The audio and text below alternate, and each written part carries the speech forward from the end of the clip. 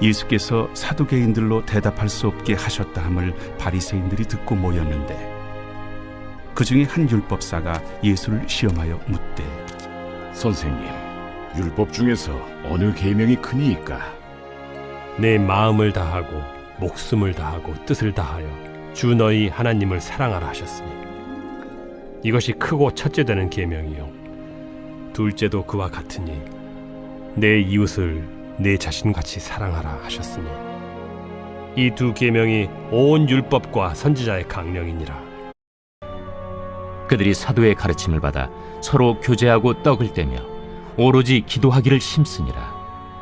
사람마다 두려워하는데 사도들로 말미암아 기사와 표적이 많이 나타나니 믿는 사람이 다 함께 있어 모든 물건을 서로 통용하고 또 재산과 소유를 팔아 각 사람의 필요를 따라 나눠주며 날마다 마음을 같이하여 성전에 모이기를 힘쓰고 집에서 떡을 떼며 기쁨과 순전한 마음으로 음식을 먹고 하나님을 찬미하며 또 온 백성에게 칭송을 받으니 주께서 구원받는 사람을 날마다 더하게 하시니라. 네, 안녕하세요. 저는 NIBC 선교회 심재우 선교사입니다.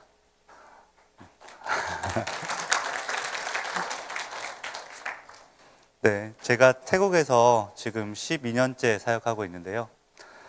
제가 선교사님들한테 제 자신을 소개할 때 저는 NIBC 선교회 소속입니다라고 말하면 상대방의 반응이 그렇습니다. 네? 어디라고요?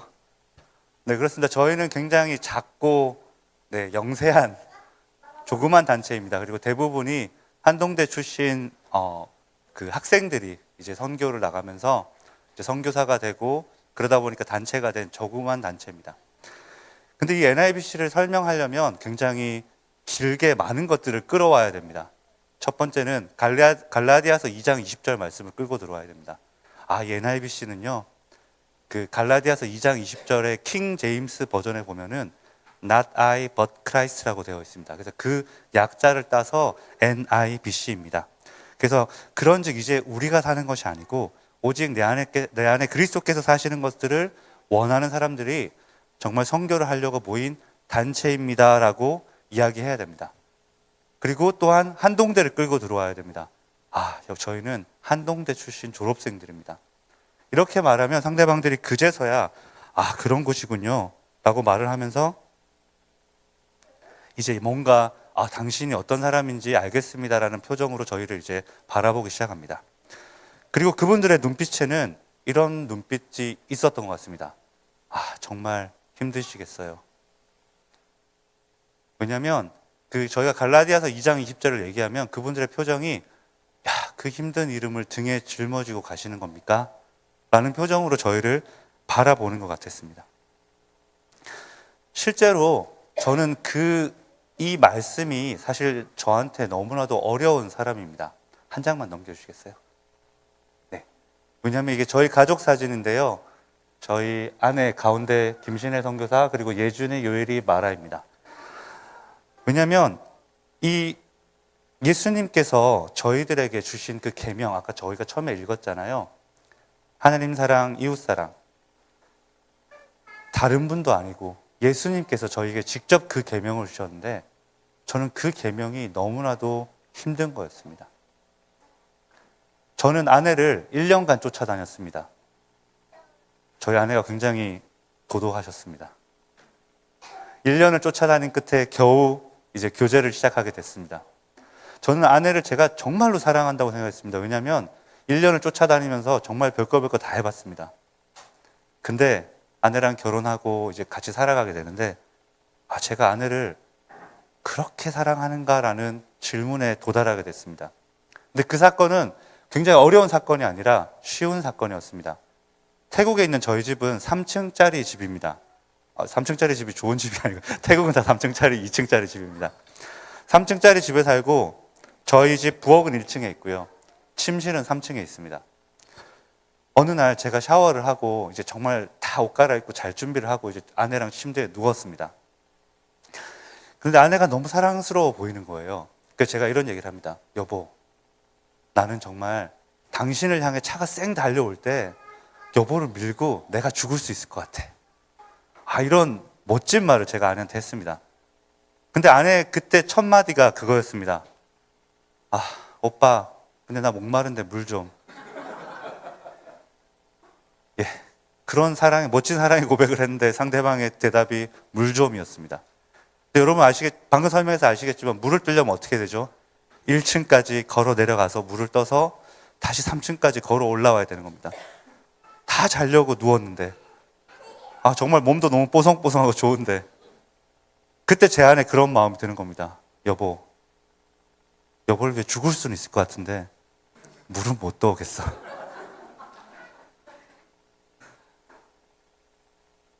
예, 제 안에 이 NIBC라는 이 갈라디아서 2장 20절 말씀을 짊어지고 가는데, 내가 이 아내를 정말로 죽기까지 사랑해야 되는데, 정말 차가 올 때 한 번 이렇게 구하고 죽을 수는 있을 것 같은데, 매일매일의 삶에서 그 조그만 것, 물 떠오는 것은 못 하겠더라고요. 저희 아이들의 사진을 보시면은 아이들이 이렇게 웃을 때는 사랑스러워 보이거든요. 근데 이 아이들이 진상 부릴 때는 얼마나 진상인지, 저는 사역을 마치고 집에 들어가면 정말로 제 방이 있었으면 좋겠다는 생각을 많이 합니다. 너무 사랑하고 싶은데 잘 안 됩니다. 제 삶에서 NIBC를 실천해보고 싶은데 그게 너무 어렵습니다. 그런데 예수님께서 저희에게 하신 말씀은 그 정도가 아닙니다. 하나님을 그 무엇보다도 사랑하라고 말씀하시면서 또한 같은 제목으로 주신 말씀은 내 이웃을 내 자신과 같이 사랑하라고 저에게 말씀하셨습니다. 근데 내 이웃이 멀리 있는 이웃이 아니라 제 아내도 제 자신처럼 사랑하기가 어렵고, 제 아이들도 제 자신과 같이 사랑하기가 너무나도 힘든 게 제 삶입니다. 가끔씩은 너무 이 말씀이 두렵기까지 합니다. 예수님, 정말 이 말씀은 저에게 너무 무겁습니다. 저는 제 아내도 제 아이도 제 자신보다 사랑하기 힘든 사람인데, 하나님, 이런 사람을 왜 선교사로 보내셨습니까? 삶에서 아주 작은 가족 안에서도 NIBC를 실천할 수 없는 사람을 하나님 왜 선교지로 보내셨습니까? 이게 제가 하나님한테 했던 질문입니다. 정말 저는 여전히 제가 편한 게 좋습니다. 집에 들어가서 아이들이 아빠를 부르든 말든 저 어디 구석에 가서 저 혼자 편하게 누워있고 싶습니다. 아내가 너무너무 힘들다고 막 얘기를 해도 그거 안 듣고 그냥 저기 방에 가서 자고 싶습니다. 그게 선교사의 현실입니다. 그런데 저는 못하는 이 NIBC의 사랑을 바로 우리 삶에 행해 주신 딱 한 분이 이 땅에 계십니다. 바로 예수 그리스도시죠. 예수님께서 하나님을 정말로 사랑하지 않으셨다면, 그리고 이웃된 우리들을 정말로 그분의 몸과 같이 사랑하지 않으셨다면 예수님이 왜 이 땅에 오셨겠습니까? 예수님께서 굳이 이 땅에 오셔서 인간의 몸으로 오셔서 고난당하실 필요가 있으셨습니까? 예수님께서 굳이 십자가에 못 박히시고 죽기까지 우리를 사랑하실 이유가 과연 무엇이 있었겠습니까?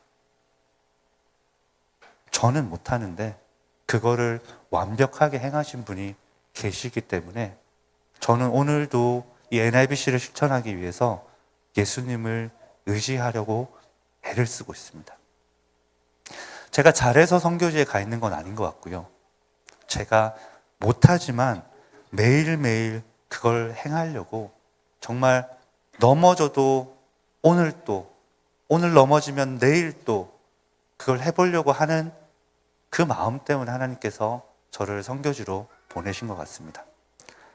제가 태국의 영혼들을 만나면서 똑같은 마음이 듭니다. 야, 정말 우리 태국 사람들을 사랑하기 힘들다. 네, 태국 사람들이 나빠서가 아니고요. 저는 제 아내와 아이도 사랑하지 못하는 사람이기 때문에 뭐 태국 사람은 오죽하겠습니까? 근데 하나님께서 저한테 이 말씀을 주시면서 그렇게 하라고 말씀을 하셨습니다.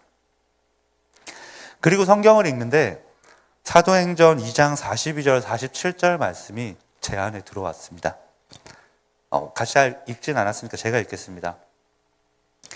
그들이 사도의 가르침을 받아 서로 교제하고 떡을 떼며 오로지 기도하기를 힘쓰니라. 사람마다 두려워하는데 사도들을 말미암아 기사와 표적이 많이 나타나니 믿는 사람이 다 함께 있어 모든 물건을 서로 통용하고 또 재산과 소유를 팔아 각 사람의 필요를 따라 나눠주며 날마다 마음을 같이하여 성전에 모이기를 힘쓰고 집에서 떡을 떼며 기쁨과 순전한 마음으로 음식을 먹고 하나님을 찬미하며 또 온 백성에게 칭송을 받으니 주께서 구원받는 사람을 날마다 더하게 하시니라. 아멘. 제가 사도행전 2장 42절 47절 말씀을 읽으면서 초대교회 참 멋지다라는 생각을 했습니다. 그런데 이 초대교회가 너무 멋진데 초대교회가 뭘 했는지를 돌아보니까 바로 예수님께서 초대교회 성도들에게 주셨던 그 말씀을, 그 계명을 실천하고 있었습니다. 생각해보니까 사도들은 예수님께서 이 대계명을 지키는 삶을 받습니다. 예수님께서 얼마나 하나님을 사랑하시는지, 얼마나 자기 자신들을 사랑하시는지, 죽기까지 자기들을 사랑하시고 그 발을 씻어주는 모습들을 사도들은 보았습니다. 그래서 초대교회에서 사도들이 행한 게 무엇입니까? 바로 그 말씀을 지킨 것입니다. 죄송합니다. 이 사도행전 2장 42절에서 47절 말씀에는 전도했다라는 이야기가 단 한 구절도 나오지 않습니다. 그럼 초대교회 성도들은 과연 무엇을 했던 것일까요? 바로 예수님께서 그들에게 보여주신 본, 하나님을 사랑하고 이웃을 자신의 몸과 같이 사랑하는 삶을 살아내려고 애썼던 것 같습니다. 그랬더니 47절에 이렇게 됩니다. 주께서 구원받는 사람을 날마다 더하게 하시니라. 초대교회는 제자 훈련했다는 얘기도 없습니다. 그들이 어떻게 제자가 되었습니까? 바로 예수님께서 그들에게 주셨던 계명을 살아내는 사도들의 삶을 바라봤던 사람들, 사도들이 어떻게 이 계명을 지키는지를 바라봤던 사람들이 그 계명을 함께 지켜내는 그 삶을 통해서 또한 제자들이 양육이 됩니다. 그래서 제가 이 말씀을 읽으면서 저희 성도들에게 도전했던 것 같습니다. 성도 여러분, 초대교회는 전도하지 않았습니다. 초대교회는 제자훈련하지도 않았습니다. 그런데 이 대계명을 살아냈을 때 하나님께서 믿는 자들을 날마다 더하게 하셨습니다. 이게 초대교회의 원리고, 그러면 우리도 한번 그렇게 해봅시다. 근데 여러분 아시는 것처럼 저는 아내도 아이도 이렇게 사랑할 수 없는 사람들입니다. 그러니까 우리 한번 같이 해봅시다 라고 제가 도전을 했습니다. 한 장만 넘겨주십시오. 그렇게 도전하고 나니까 우리 친구들이 저희 목양팀이 함께 이거를 먼저 하기 시작했습니다. 저는 그 교회를 낳는 교회, 그쵸? 교회 개척을 통해 복음 생태계를 만드는 그런 교회를 만들기로 했고요. 태국의 가장 이 다음 세대를 변화시킬 수 있는 20대와 40대를 그리스도의 제자로 의도적으로 세우기 위한 교회를 세우려고 준비를 시작했습니다. 왜냐하면 태국은 200년의 역사를, 선교가 역사가 200년이 됐습니다. 이제 아마 내년인가 내후년이 200년일 거예요. 근데 태국의 종교 비율은 불교 95%, 이슬람 5%. 그러면 100%잖아요. 기독교는 어디 있습니까? 기독교는 0.6%입니다. 200년 동안 복음이 전해졌는데 여전히 0.6%입니다. 그러면 뭐가 잘못됐을까요? 사실 잘못됐다기보다는 정말로 자기 태국 사람들에게 복음을 전할 수 있는, 스스로 자기 민족에게 복음을 전할 수 있는 제자들이 세워지지 않고서는 이 0.6%의 벽을 넘을 수 없다라는 게 제가 태국을 이해하고 리서치한 결과입니다. 그래서 저는 태국 교회를 세우기를 원했습니다. 제가 교회를 세우기 전에 태국 리더십을 만난 적이 있었습니다. 굉장히 높으신 태국 목사님이셨고요. 그분한테 그분이 저한테 이런 얘기를 해주셨습니다.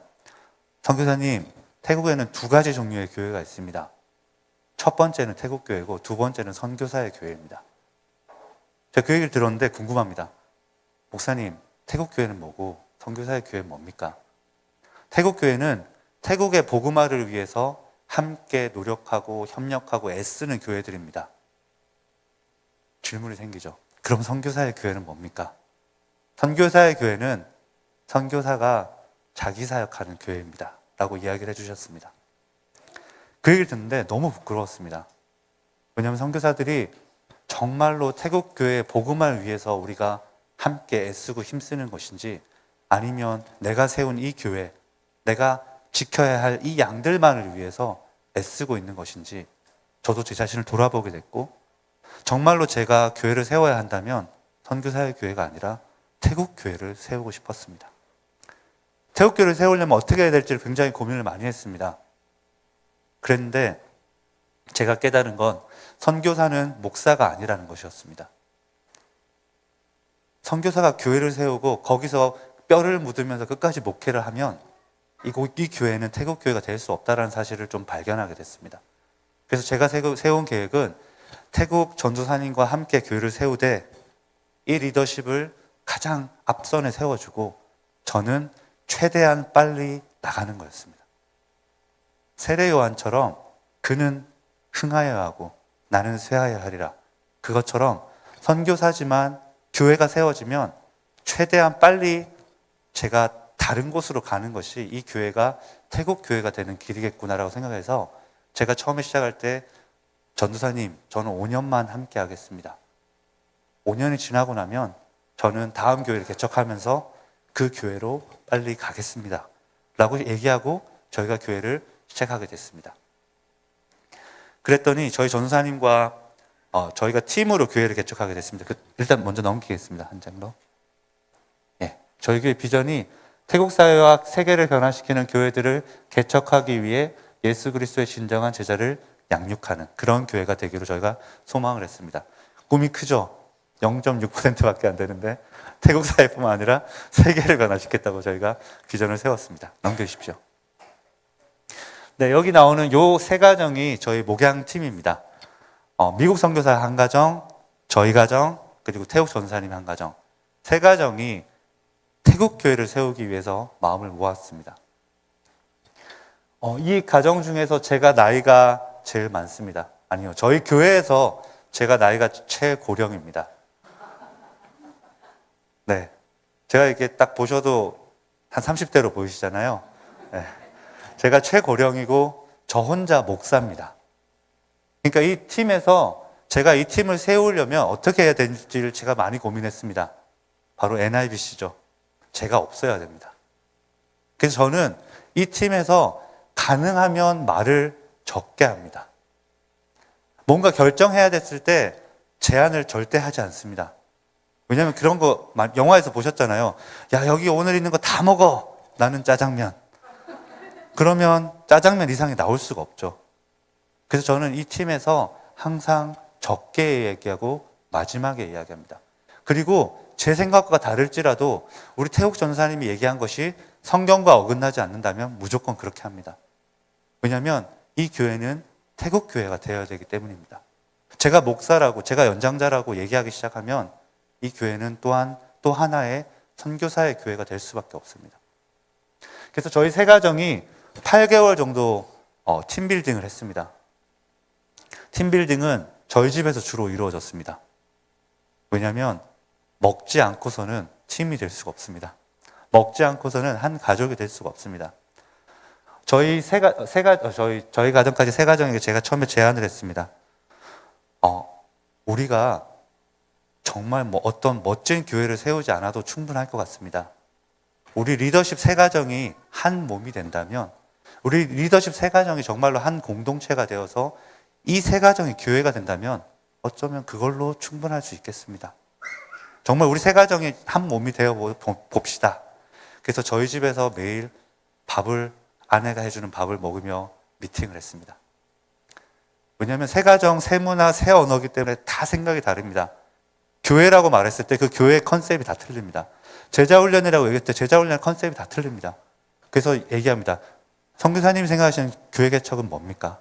선교사님이 전도사님이 생각하시는 제자훈련은 뭡니까? 제가 생각하는 건 이런 겁니다. 새 가정이 이것들을 계속 이야기했습니다. 8개월 동안 밥 먹으면서요. 저희 아내가 힘들었습니다. 근데 아내도 너무 감사한 마음으로 이 일들을 섬겨줬습니다. 그래서 저희가 새 가정이 이렇게 한 몸이 정말로 되었고 저렇게 줌으로도 모였습니다. 왜냐하면 그때 코로나 중이었기 때문에요. 그리고 저 위에 사진은 저희가 성격 테스트도 다 했습니다. 왜냐하면 다 다르거든요. 저는 흔히 말하는 공대 감성입니다. 네, 저는 뭔가 딱딱딱딱 맞아야 되는 스타일이고, 우리 전도사님은 굉장한 그 외향적인 사람입니다. 저는 누가 저한테 뭐 시키면 굉장히 화가 나는 스타일입니다. 근데 저희 전도사님은, 태국 전도사님은 1초 전에 얘기해도 1시간을 할 수 있는 사람입니다. 그게 완전 성향이 다릅니다. 그래서 저희가 같이 교회를 할 사람들을 콜링했고, 같이 저 리더십, 성격 테스트를 하고 MBTI를 했습니다. 그래서 지금도 저희는 그 얘기합니다. 당신은 MBTI가 뭐고, 그러니까, 요때 요런 식으로 생각하죠? 이렇게 얘기를 합니다. 저 색깔들이 성격을 이제 분석해주는 그런 그 전문가를 초빙해서 저 테스트를 했는데, 이매지네틱스라는 테스트인데, 색깔이 그 사람의 성격을 얘기합니다. 잘 안 보이시겠지만, 저와 아내는 정말 예수 믿는 것 빼고는 다 다릅니다. 네. 그 정도로 저희는 다르고, 저희 리더십들도 다르고, 근데도 저희가 이제 저것들을 하면서, 정말 우리가 한 몸이 돼야 되는구나. 정말로 교회가 되기 위해서는 우리가 한 형제, 한 자매, 그리스도 안에서 한 교회가 되어야 되는구나 라는 것들을 저희들이 경험하고 저렇게 팀빌딩을 했었습니다. 넘겨주십시오. 이게 첫 예배 드리고 2020년 11월 1일 날 저희가 첫 예배를 드렸습니다. 앞자리에 세 가정이 목양팀이고 뒷줄에 있는 형제 자매들이 함께 20대 40대를 위해 도시만의 교회를 세우기로 결정하고 온 지체들입니다. 그 중에 여러분 보시기에 왼쪽에서 네 번째 형제를 잘 보시면 안경 낀 형제가 있는데, 저 형제가 바리스타였습니다. 저희 교회가 가정에서 모이기 때문에 저희는 교회를 일주일에 한 번만 씁니다. 그러니까 이 건물을 일주일에 한 번만 씁니다. 그리고 도심 안에 있으니까 이 공간을 계속 낭비가 되는 거죠. 어떻게 쓸까 생각하다가 정말로 젊은 사람들에게 다가가기 위해서는 우리가 카페를 하자. 그 카페를 하려고 보니까 커피를 할 줄 아는 사람이 아무도 없는 겁니다. 그래서 저희가 커피숍에 가서 이걸 다 배웠습니다. 내리고 하는 걸 다 배웠는데, 그때 저 네 번째 형제가 그 커피숍에서 일하던 형제였습니다. 그래서 저희가 커피를 배우면서 저 형제를 전도합니다. 그 형제가 예수님을 믿고 뒤에 가면 세례 받을 때 사진도 나오는데요. 세례를 받습니다. 제가 왜 이 형제를 얘기하냐면 다음에 또 등장할 거기 때문입니다. 그 저희가 이 앞줄에 앉아 있는데 제가 가운데 있잖아요. 저는 키가 커서 사진 찍을 때 보통 이제 제일 구석에 서는 사람인데, 태국에서는 직분에 따른 권위가 있고 나이에 따른 권위가 있습니다. 그럼 저희 교회에서 누가 제일 권위가 있겠죠? 접니다. 그래서 굳이 저 가운데 자리를 앉혀주는데 전 저 자리가 너무 부담스럽습니다. 넘겨주십시오. 저희 교회입니다. 사진 이제 처음 보시는 분들 많으시겠지만 카페로 이렇게 이용해서 쓰고 있고, 이제 이 카페가 있으면서 여기를 이제 저희가 교회 공간으로 써서 주일날은 저기에서 예배드립니다. 넘겨주십시오. 이게 코로나 확산되기 전에 저희 교회에서 이렇게 열심히 모여서 예배를 드리고, 저희가 신방도 많이 다녔습니다. 저희 오른쪽 아래 그림 보시면 저 안경 낀 형제가 아까 그 바리스타 형제고요. 신방을 다니면서 또 열심히 밥을 먹습니다. 왜냐하면 밥을 먹어야 한 마음이 되고 한 몸이 되고, 밥을 먹어야 제가 그 사람들에게 사랑한다고 이야기할 수 있기 때문입니다. 넘겨주십시오. 이 사진은 그리고 나서 태국에 코로나가 굉장히 심해졌습니다. 그래서 더 이상 이제 모일 수가 없게 됐어요. 근데 제가 너무 마음이 안타까운 겁니다. 나 밥 먹어야 되는데. 밥 먹으면서 내가 너희들 사랑한다고 얘기해줘야 되는데. 그래서 저희 교인들한테 물어봤습니다. 성도님들 뭐 먹고 싶으세요? 넷플릭스를 많이 봤습니다. 김밥 먹고 싶습니다. 손이 많이 가는 게 뭔지를 정확하게 알고 있습니다. 저희 아내가 김밥을 준비하고 과일 컵을 준비하고 음료수 준비하고 다 이렇게 싸서 저희 목양팀이 아침 9시부터 6시까지 방콕 전역을 다니면서 저것들을 다 나눠줍니다. 그리고 저녁 6시에 약속을 해서 줌을 딱 킵니다. 야, 밥 먹자.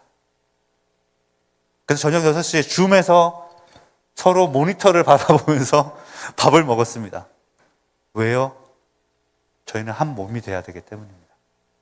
정말 어떻게 생각하면 단순한 퍼포먼스일 수도 있지만 저희는 그만큼 절박했습니다. 한 몸이 되지 않은 공동체는 교회가 될 수 없습니다. 그리고 정말 내가 당신들을 사랑합니다라고 입으로 얘기하는 것은 예수님께서 우리에게 주신 그 계명을 지켜내는 삶은 아닌 것 같았습니다. 그래서 준비하고 배달하고 TV를 켜서 컴퓨터 모니터에서 서로를 바라보면서 밥을 먹는데 저는 너무 좋았습니다. 네, 넘겨주십시오. 그리고 저희 교회가 이제 숫자들이 막 늘어나기 시작했습니다. 저희 교회는 아까 그 사도행전 2장 42절 47절 말씀처럼 뭔가 막 엄청난 전도를 하고 막 전도지를 뿌리고 이런 전도는 한 번도 한 적이 없습니다. 저희가 하는 것은 항상 저희가 먹는 식사 모임에 친구들을 초청합니다. 태국 사람들의 가장 큰 기도 제목은 너무나도 감사하게도 자신들의 가족과 형제들, 친척들을 복음을 전할 수 있게 해달라는 기도 제목입니다. 그리고 직장 동료들, 친구들, 학생들까지도 모든 사람들이 그런 제목을 가지고 있습니다. 그래서 저희가 요청한 게 그겁니다. 우리 밥 먹을 때 데리고 오세요. 그럼 밥 먹을 때 데리고 오면 뭐합니까? 저희가 같이 밥을 먹습니다. 처음부터 절대로 복음 전하지 않습니다. 뭐냐면 가족이 되지 않았는데 복음을 전하면 태국 사람들 생각에 어라 얘들 우리한테 딴 마음 있네 이렇게 되기 때문입니다. 그래서 저희가 이제 20대 40대를 중심으로 복음을 계속 이렇게 전해가고 있었는데 어느 날 저희가 저희 교회에서 직선거리 200m 정도 떨어진 곳에 한국으로 따지면 봉은사 정도 되는 큰 도시만의 절이 있습니다. 그 절 안에 중고등학교가 있습니다.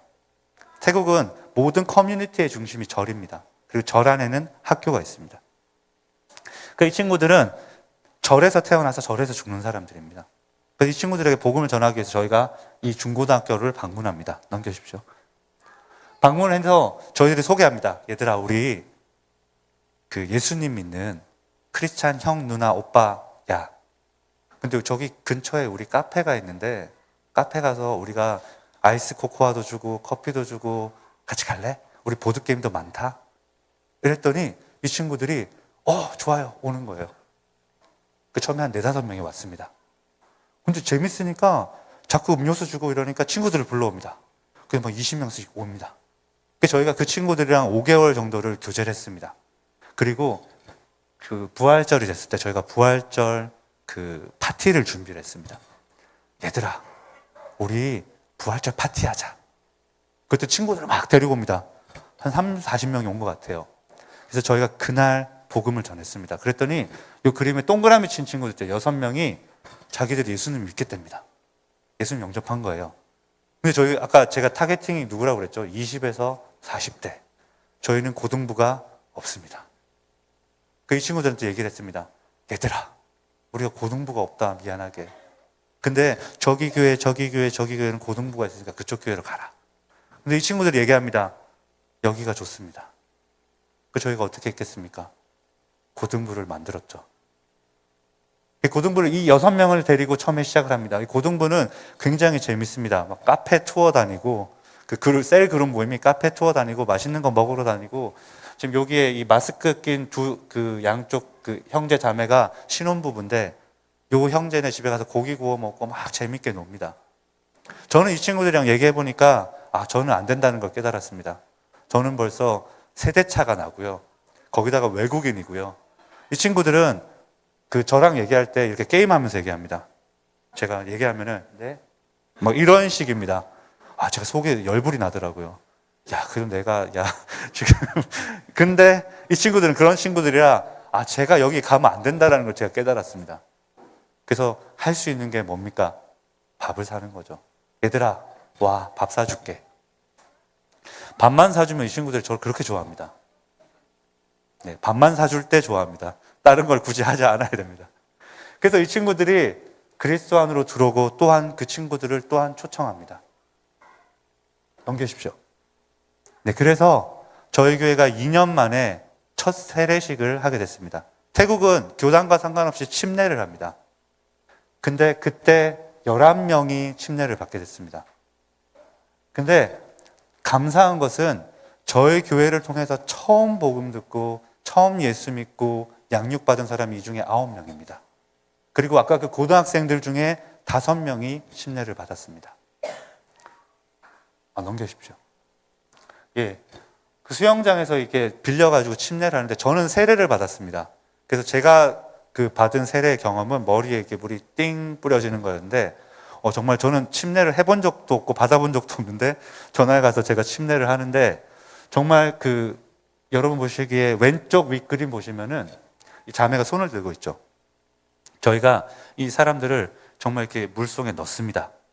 이렇게 전체가 잠기도록 넣었다가 조금 기다렸다가 딱 뺐을 때 정말로 우리 형제 자매들의 표정이 와, 내가 예수랑 죽었다가 예수랑 살았구나. 이 표정으로 저렇게 환호성을 지르면서 이렇게 올라오는데 와, 선교사로서 그 기쁨은 정말 제 인생에서 가장 행복했던 몇 날을 꼽으라고 하면 아마 저 날이었던 것 같습니다. 너무 행복하고 너무 감사했고 저것들이 다 끝나고 함께 서서 찬양을 하고 막 춤을 추는데 태국 사람들 흥이 많습니다. 춤을 추는데 제 느낌에 그게 어떤 것 같았냐면은 와, 마지막 날에 우리가 예수님 만나면 아마 저런 모습이지 않을까? 라는 마음이 드는데 너무너무 행복한 겁니다.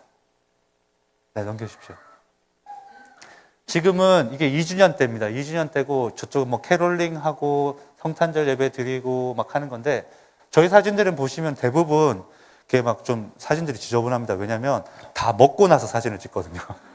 그러니까 항상 먹은 흔적들이 이렇게 남아 있습니다. 그리고 이제 이게 2주년 때 사진인데 저희 교회가 이제 50명이 넘어갔습니다.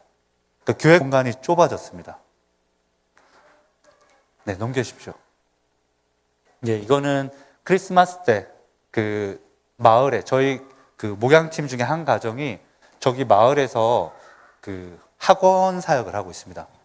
굉장히 신실한 형제고 신학도 했는데 학원 사역을 하고 있습니다. 그래서 저 동네에서 3년째 지금 아이들과 부모님들을 초청해서 크리스마스 파티를 하고 저희 교회가 가서 이제 섬겼습니다, 올해. 근데 가장 재밌는 사실은 3년째 복음을 안 전했습니다. 이렇게 얘기하면 대부분의 성도님들이 선교사님 직무유기 아닙니까? 라고 생각하실 수 있는데 태국은 절대로 먼저 복음을 급하게 전해서는 안 됩니다. 저희가 3년째 지금 관계를 쌓고 있습니다. 저 사람도 생각하겠죠. 이 사람들 뭐지? 분명히 뭔가 있을 텐데 왜 아무것도 안 하지? 3년째 복음을 안 전했어요. 그냥 계속 저희가 가서 섬기고 있습니다. 식사 대접하고 오세요. 그리고 아까 그 바리스타를 제가 소개시켰던 이유가 이 사진 때문인데요. 저 자매가 이 바리스타 형제가 직장 동료입니다. 그러니까 바리스타죠. 그러니까 바리스타 형제가 저희 모임에 저 바리스타 자매를 초청을 한 겁니다. 우리 가서 밥 먹자. 와서 밥을 먹습니다. 네. 그리고 처음에 복음 전하지 않고 계속 같이 밥을 먹습니다. 그러다가 그 타이밍이 됐을 때 저렇게 복음을 전했더니 저 자매도 그리스도를 주님으로 영접한 겁니다. 그리고 오른쪽 아래 그림은 왼쪽 아래 그리죠. 여러분들 입장에서는 박철홍 목사님 교회에서 한번 오셨었어요. 그래서 여기 친구들을 아까 그 와타텅이라는 그 학교 친구들을 초청을 했는데 이제 그때 저희들이 그 학생들을 초청하고 코리안 나이트라는 걸 했습니다. 근데 이날 저희가 한 40명에서 60명, 학생들 40명, 나머지에서 한 60명 정도가 왔습니다. 근데 제가 박철홍 목사님한테 부탁을 드렸습니다. 목사님, 오늘은 저희가 코리안 나이트 한다고 했으니까 코리안 나이트만 하고 복음은 안 전했으면 좋겠습니다. 단기팀에게 이만큼 충격적인 얘기가 어디 있을까요? 복음 전하러 왔는데 선교사가 복음 안 전했으면 좋겠습니다. 근데 그 이유는 저 친구들에게 오늘은 코리안 나이트를 초청을 했거든요. 복음 전하겠다고 초청한 게 아니라 저 친구들은 코리안 나이트인 줄 온 겁니다. 대신 저희가 저 친구들 연락처를 다 받아서 가지고 있습니다. 그리고 지금도 관리하고 있습니다. 그래서 무슨 행사 있으면 와, 우리 교회 와서 밥 먹자. 우리 교회 와. 카페로 와. 그리고 때가 되면 저희 교회가 또한 여태까지 했던 것처럼 저 친구들에게도 복음을 전하려고 준비하고 있습니다. 넘겨주십시오. 근데 이제 저희 교회가 좁아졌다고 말씀드렸지 않습니까? 좁아졌는데 좁아지면 당연히 드는 생각은 더 큰 데를 빌려야겠다. 저도 그렇게 생각했습니다. 근데 더 큰 데를 빌리려고 봤더니 저희 교인들이 이제는 더 이상 제자가 되지 않으려는 움직임을 보이기 시작하는 겁니다. 성도 수가 늘어나면 늘어날수록 더 이상 섬기지 않아도 괜찮은 교회가 되는 겁니다. 더 이상 헌신하지 않아도 누군가가 헌신합니다. 더 이상 내가 예배자로서 이 예배의 자리에 뭔가 하지 않아도 앞에서 찬양팀이 너무 잘하고 여기 앉아 있으면 뭔가 하나님을 만나는 것 같고 그 안에서 나는 좀 괜찮은 신앙인이 되는 그런 느낌을 받는 것 같습니다. 그래서 저희 목양팀이 깨달았습니다. 큰 교회를 가는 건 독이구나. 그래서 저희가 결정을 했습니다. 큰 교회로 가면 더 많은 예배의 참여자가 나올 뿐이니까 진정한 제자를 세우려면 우리가 더 소규모 그룹으로 가자. 그래서 저희가 밥 먹는 그룹들을 중심으로 해서 교회를 가정교회로 쪼개기로 결정을 했습니다. 그랬더니 교인들 중에 저는 다 환영할 줄 알았거든요. 저항이 생기기 시작합니다. 네, 우리가 가장 잘 아는 표현 있잖아요. 여기가 좋사오니. 저희 교회 찬양팀도 너무 좋고 예배도 너무 좋은데 왜 굳이 쪼개려고 하세요? 지금 너무 좋은데요, 저희 교회가. 그래서 성도들 한 사람 한 사람을 찾아가면서 설득하는 중에 있습니다. 왜냐하면 이 교회는 태국 교회가 되어야 하고 우리가 생각하는 전도는 예수님께서 우리에게 주셨던 그 대계명을 살아내는 삶이기 때문에 교회가 커지면 커질수록 우리는 또 하나의 그냥 익숙한 교회가 되어버릴 수밖에 없기 때문에 저희는 그런 쪽으로 가지 않기를 결정했기 때문입니다. 이 그림은 저기 가운데 화살표 되어 있는 자매가 저희 교회 다니는 라오스 자매입니다. 라오스는 태국말이랑 한 60% 정도가 비슷합니다. 그래서 라오스 사람들과 저희는 태국말로 대화하면 다 통합니다. 근데 이 자매가 굉장히 헌신적인 자매인데 벌써 시간이 35분이 됐네요. 굉장히 헌신적인 자매인데 이 자매가 원래 독일인 베이비시터를 하다가 이제 독일인이 철수하면서 식당에 가서 일을 하게 됐습니다. 근데 식당에 가서 일을 하다 보니까 이제 이 자매가 아까도 말했지만 자기 친구들, 자기 함께 일하는 사람들을 전도하면 좋겠다고 저희들한테 제안을 했습니다. 그래서 저희가 보니까 식당은 아침, 점심, 저녁을 일을 합니다. 주일이라는 게 없습니다. 그래서 저희 교회에 올 수가 없는 겁니다. 그래서 물어봤습니다. 너네 언제 시간 돼?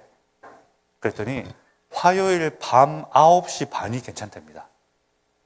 그래서 저희가 저기에 가정교회를 개척하기로 했습니다. 그래서 저희 이 앞쪽에 있는 사람들이 저희 교회 리더들이고요. 그래서 저희 교회 리더들이 저기 가서 화요일 밤 9시 반에 예배를 시작했습니다. 그럼 저희가 뭘 했을까요, 여러분들? 예, 맞습니다. 밥을 먹었습니다. 화요일 밤 9시 반에. 화요일 밤 9시 반에 밥을 먹으면서 초청을 합니다. 우리 함께 밥 먹읍시다. 태국 사람이든 라오스 사람이든 미얀마 사람이든 이 불교권에 있는 사람들은 기도를 좋아합니다. 왜냐하면 기도 문화가 있습니다. 그래서 물어봅니다. 너네들 기도 제목이 뭐야? 그럼 어디가 아프고요, 뭘 해야 되고요. 그럼 저희가 열심히 기도를 해줍니다. 그 사람들의 기대와 다르게 저희는 누구의 이름으로요? 예수의 이름으로 기도해 줍니다. 그리고 먹습니다. 교제 나눕니다. 그랬더니 여기가 지금 석 달 됐습니다. 5명이 예수님을 영접했습니다. 심지어 여기는 다 라오스 자매고 저기 화살표 옆 자매만 미얀마 자매입니다. 너무 재밌습니다. 태국말로 하는데 미국 사람, 한국 사람, 라오스 사람, 미얀마 사람이 다 태국말로 하고 있습니다. 근데 여기에 교회가 생기니까 이 사람들이 그리스도를 알게 되고 믿게 되는 겁니다. 저는 이거 모임 시작할 때 제가 너무나도 마음이 어려웠습니다. 왜냐하면 제 평생 주일은 일요일이었습니다. 제 평생 주일 예배는 일요일 9시, 10시나 11시였습니다. 근데 화요일 밤 9시 반이 주일이라고요?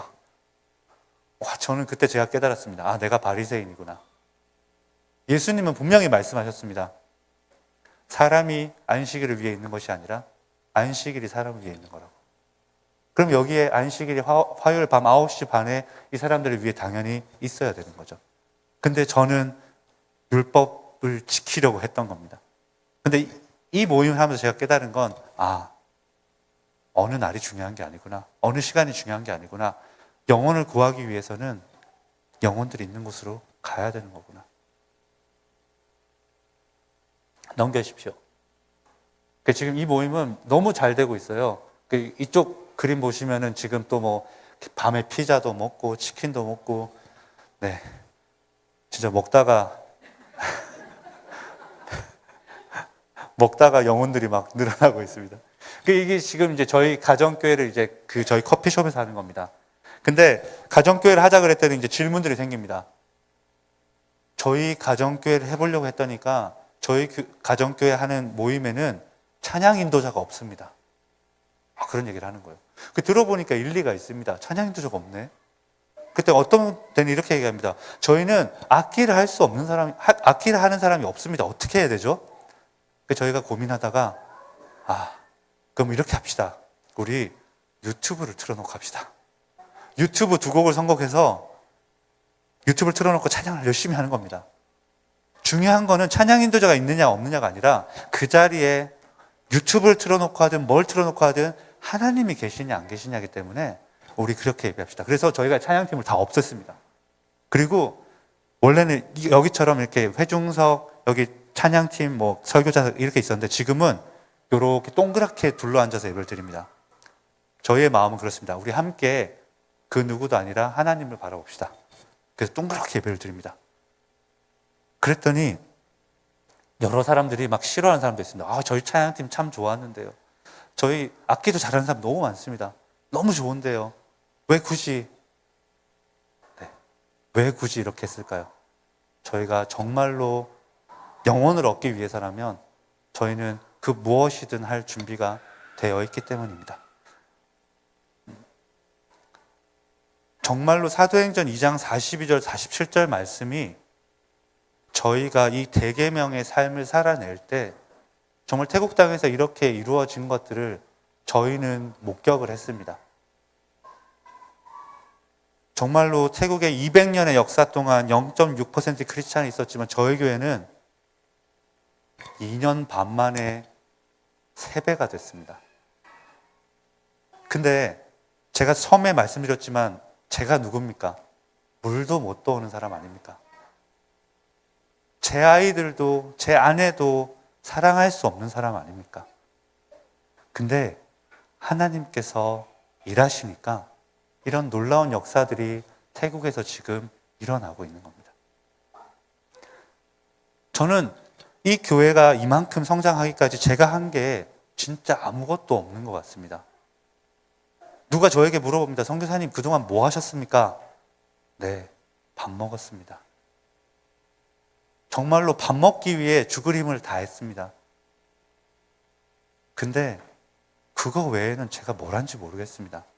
근데 하나님께서 그렇게 우리가 밥을 먹으려고, 그렇게 사랑하려고, 나는 사랑할 수 없는 사람이지만 매일 오늘도 죽으려고, 오늘도 그리스도와 함께 죽으려고 애를 썼을 때 하나님께서 그 사람들을 살려주셨습니다. 이게 제 간증입니다. 사랑하는 성도 여러분, 여러분들은 정말 여러분들의 이웃을 사랑하실 수 있는 분이십니까? 이 교회가 세워지는데 정말 죽기까지 충성스럽게 밥을 드실 수 있는 분들이십니까? 우리가 이 대계명을 살아내지 못한다면, 이 대계명을 우리 삶에서 실천해내지 못한다면 우리 공동체와 세상적인 공동체들이 과연 어떤 면에서 다르겠습니까? 아마도 아무것도 다르지 않을 것이고 그 사람들이 저희를 봐도 우리랑 똑같네라고 밖에 생각할 수 없을 것입니다. 초대교회가 그렇게 살아내지 않았습니까? 초대교회가 그 증거지 않습니까? 자신들의 소유를 팔아서 필요한 자들에게 주지 않습니까? 초대교회가 있었던 때에 굉장히 큰 전염병이 발생합니다. 그 전염병이 발생했을 때 로마의 사람들은 자신들이 살기 위해서 조금만 증상이 있어도 아버지와 어머니와 자녀들을 길바닥에 버립니다. 저희가 코로나를 경험했기 때문에 전염병이 어떤 건지 잘 아시지 않습니까?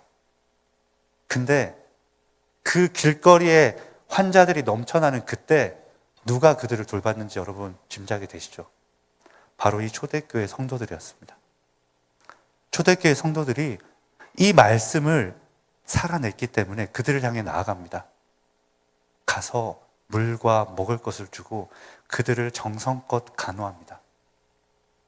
근데 여러분, 하나님께서 우리 초대교회 성도들을 보호해 주셔서 그들이 아무도 그 병에 걸리지 않고 안 죽었다면 얼마나 좋았을까요? 근데 초대교회 성도들의 상당수가 그 병에 걸려 죽어갑니다. 그런데도 초대교회 성도들은 그 사랑을 포기하지 않습니다. 그랬더니 초대교회에 점점 더 사람들이 늘어나기 시작합니다. 사람들이 신기해합니다. 예수를 믿는다는 건 그 당시에 죽음을 의미했습니다. 예수를 믿는다는 건 그 당시에 핍박을 의미했습니다. 사자굴에 넣어지고 십자가에 못 박히고 불에 태워져 죽는 걸 의미했습니다. 그런데도 어떻게 초대교회가 성장할 수 있었을까요? 말로서 예수 믿으라고 말했을까요? 아닙니다. 초대교회는 예수님께서 그들에게 주셨던 계명, 하나님을 그 무엇보다도 사랑하고 내 이웃을 내 몸과 같이 사랑하라는 그 계명, 그래서 죽음을 감수하고서까지라도 전염병 걸린 사람들을 돕고 간호하고 사랑했던 그 사랑 때문에 초대교회는 구원받는 사람들이 날마다 더하여졌던 것입니다. 저희 교회는 그렇게까지는 못합니다. 저희가 할 수 있는 건 그저 저희들의 집을 열고 저희들의 삶을 열어서 그들과 함께 식사하고 그들과 함께 삶을 나누고 그들의 필요를 듣고 기도하고 그리고 그들이 가장 필요한 예수 그리스도를 그들에게 전할 뿐입니다. 정말로 여러분들도 이 교회도 그런 공동체가 되셨으면 좋겠습니다. 정말로 이 사도행전의 이 말씀이 정말로 현실이 되는지 정말 여러분들도 저희처럼 한번 시도해 보셨으면 좋겠습니다. 그러려면 사실 힘듭니다. 우리 집을 열어야 되고 우리 집에서 밥을 준비해야 되고 또한 그 속에서 우리가 더 힘들어야 합니다. 쉬고 싶은데 그때도 쉬지 못할 수도 있습니다. 하지만 여러분, 그게 초대교회가 했던 방식이고 또한 우리가 지금 이 시대에 세상을 섬겨야 할 방식입니다.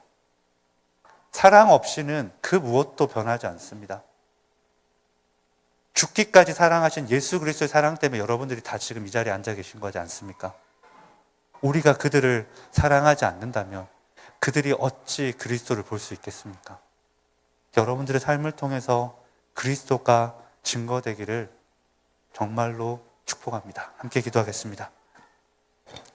고마우신 하나님 아버지 참 감사합니다. 저희가 누구이길래 저희를 사랑하여 주셔서 저희들을 찾아오셨고 저희들을 죽기까지 사랑하여 주셨고 끝까지 사랑하여 주셨습니까? 저희들은 그렇게 큰 사랑을 받았는데도 저희들은 어찌 그 사랑을 다른 이들에게 전하지 못하는 것입니까? 주님, 저희들을 불쌍히 여겨주십시오. 저희를 위해서 그 사랑하는 아들을 보내주신 그 그리스도의 사랑을 저희들에게 날마다 회복시켜 주십시오. 하나님, 저희는 정말로 물도 떠올 수 없는 자들인데 이런 자들을 하여금 날마다 그리스도 안에서 죽게 하시고 그리스도와 함께 살게 하여 주십시오. 하나님, 그리하여서 이 초대교회가 한 것처럼 그 대계명을 지키는 저희들의 삶이 되게 하여 주십시오.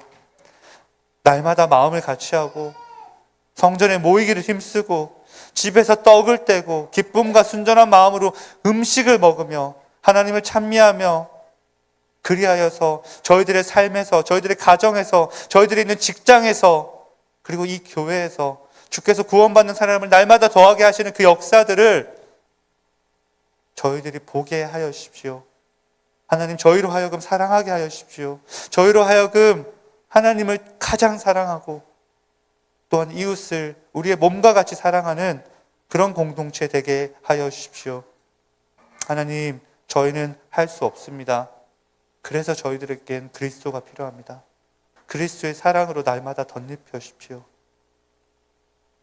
그렇게 우리가 있는 가정을 섬기고 지역을 섬기고 열방을 섬길 수 있는 저희 되게 하여 주십시오. 고맙습니다, 주님. 저희를 사랑하여 주셔서. 고맙습니다, 주님. 저희의 삶을 사용하여 주셔서. 감사드리며 살아계신 예수님 이름 받들어 기도드렸습니다.